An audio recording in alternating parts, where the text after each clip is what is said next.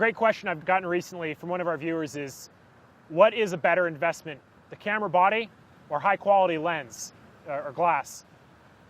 That's a great question. And there's a lot of give and takes because your camera body is going to make a huge difference. There's absolutely no doubt in my mind that a 5D Mark II, the image quality looks better than, say, something like a 60D or a 7D. I just think it looks better.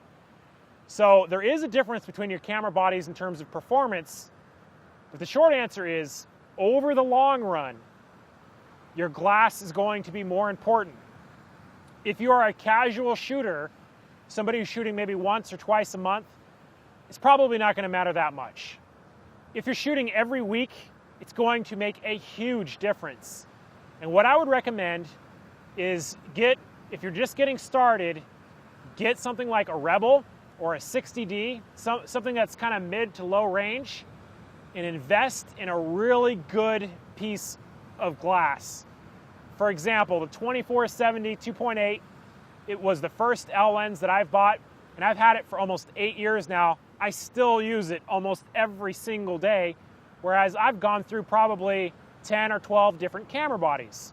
Now, I know there's some anxiety about worrying if you're going to buy a camera, is Canon going to come out with a new camera, and then you're not getting the latest and greatest.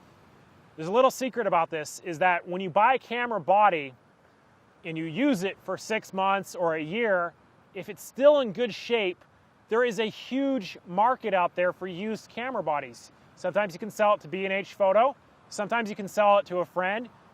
eBay has a huge market for used camera gear. In bodies, I've bought used bodies before. I mean, it just kind of depends on who you're getting them from. But truth of the matter is, if you're worried about getting a 5D Mark II now because the 5D Mark III is coming out, it's not like you're buying 2 new cameras. You buy the first one, you use it, and you sell it for maybe a few $100 loss, and then go out and buy the new one. This is what essentially I tell everybody who's worried about their bodies. Your camera bodies, for the most part, are essentially, you're going to use them and lose them within 1 to 3 years. Your lenses you're going to have with you for several years. And again, I would recommend the 2470 2.8 as your first L lens.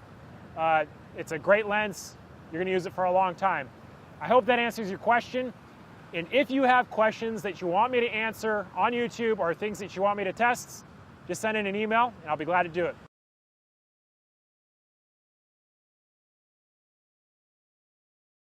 Two computer accessories that are absolute must-haves I'm going to talk about right now. The first is a specific type of card reader. So when you're transferring images from your camera to your computer, typically the cameras come with these little cables that allow you to connect the camera to the computer and use your camera as a card reader. You don't want to do that. You want to go out and buy a specific type of card reader that is very, very fast. And right now the fastest card readers are going to be the USB 3.0s. They have some 2.0s, but they're not as fast. And they're not out yet, but Apple has Thunderbolt, and I'd imagine there's going to be some Thunderbolt readers. The reason why you want to get a very, very fast card reader is because RAW files and video files are very, very large. Okay, it's going to take a lot of time to transfer, especially if you're shooting on like a 32 gigabyte card. It could take 15, 20 minutes to transfer those if you're on a USB 1.0 card reader.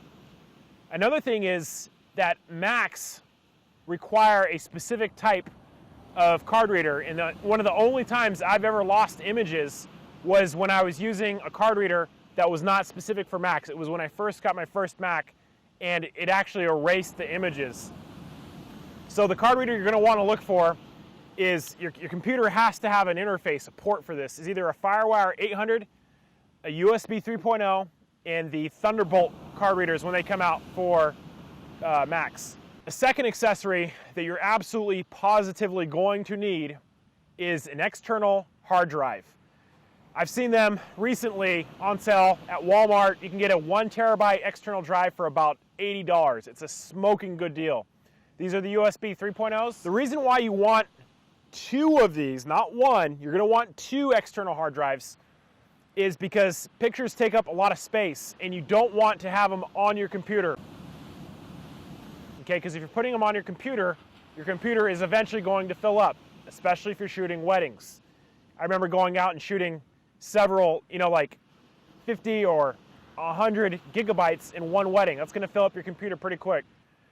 So the way it works is you take your card, upload it to the external hard drive. At that point, there are 2 copies. You edit them off of the external hard drive, right then and there, and then you back up the JPEGs onto a second external hard drive or onto a DVD. That way, at that point, there would be 3 copies, and then you can clear your card off. Okay, so you always got to have at least 2 copies. But that is something, that is a peripheral you are definitely going to need, is a good external hard drive.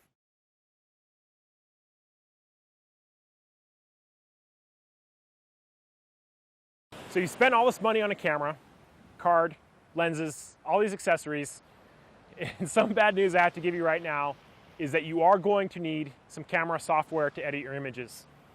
If you're just getting started and you're on a budget, the program I would recommend is Adobe Photoshop Elements. If you look around, you're going to be able to get it in a bundle with Adobe Premiere Elements. It's going to allow you to edit images with Photoshop Elements and video Premiere Elements. If you're doing any kind of paid work, and if you're looking to make money with your photography, you are definitely going to need the full version of Photoshop. If you're a student, you can usually get this at a discount. If you're not a student, the program alone is going to be about $700. It's pretty expensive, but it is well worth it. Now, I have a whole video on Photoshop and how to edit images, but if you're taking pictures and you have plans of printing them and giving them to friends, if you plan on doing anything with images, you are going to need a program to use them, and right now, Photoshop is king.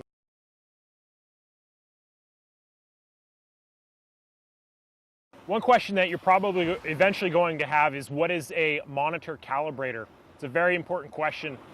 I talk about how to use them and set them up on my Advanced Photography Techniques DVD. But a monitor calibrator will allow you to sync the visual look of your monitor to what the actual colors are in the picture. And if you do not do this, when you're editing your pictures and you go to print them, the pictures will look very different between what you see on your monitor versus what the print comes out to be. And this is the same whether you are printing it or if you're sending it off to a professional printer. You're familiar with older television tube sets, and you know that over time, the color in these sets starts to go bad. The same is true with even the monitors we have on our computers today, is that over time, the colors are rendered imperfectly. Now, there are some very good monitor calibrators, and there are some average calibrators. The average ones are going to cost about $100, $130. Spyderco, if I'm not mistaken, they make some very nice ones. Something I've kind of learned is that the Mac computers they're pretty accurate. When you open them and pull them out of the box, they're pretty accurate. But they do change over time, and you should be testing this and recalibrating it about once every month or every 2 months. So a monitor calibrator, in summary, is a way for you to calibrate the look of your images on your monitor so they are accurate.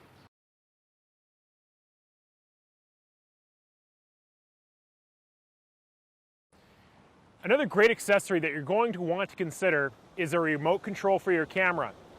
Some of the older Canon cameras, like the 50D and the 40D, the remote won't work, but all the new Rebels, the 7D, the 5D Mark II, and I would suspect most of the future cameras will have a feature built into the camera that will let you use a remote control.